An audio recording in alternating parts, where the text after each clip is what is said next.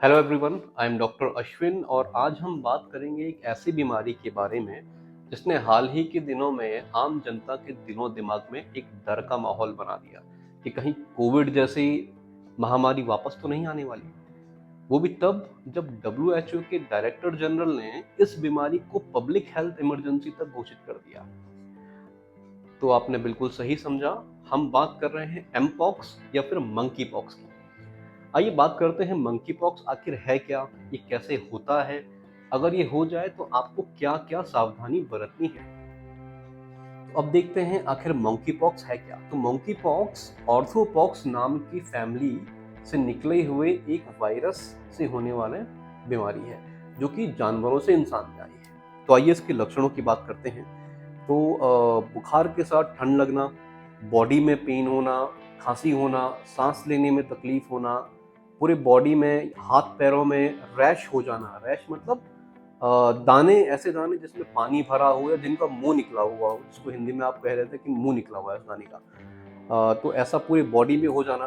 But ये हो सकता है, ये नहीं भी हो सकता है। बुखार आपको रह सकता है, बुखार आपको नहीं भी रह सकता है। इसके अलावा अगर देखें तो जेनाइटल रीजन में, यानी कि आपके गुप्तांग या फिर आपकी लेट्रिन की जगह जो होती है वहां पर रैश होना, वहां पर किसी भी तरह का रैश होना एक बहुत कॉमन सिम्टम मंकी पॉक्स में देखा गया है।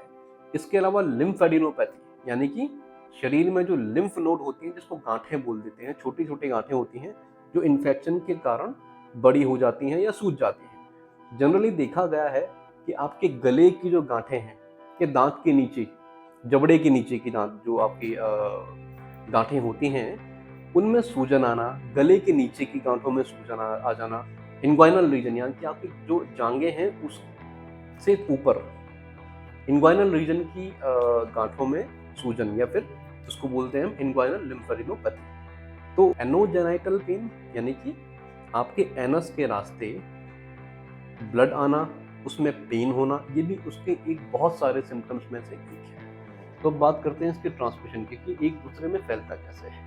तो पहला, skin to skin contact. Infected इंसान किसी दूसरे नॉर्मल इंसान को जिसको इन्फेक्शन नहीं है उसके डायरेक्ट कांटेक्ट में अगर आएगा तो उसको इन्फेक्शन होने का चांस बढ़ जाएगा।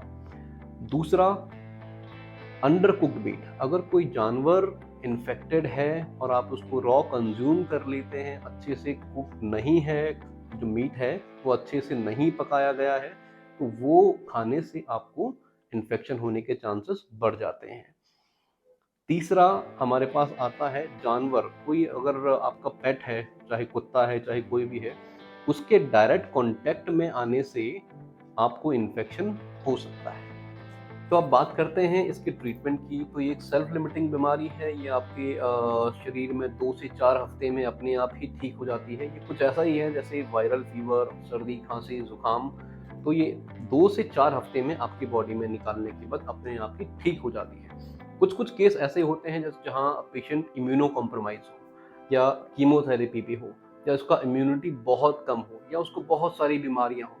उस केस में इस बीमारी के थोड़ा सा एग्रेसिव होने का या थोड़ा सा खराब होने का चांस बढ़ जाता है।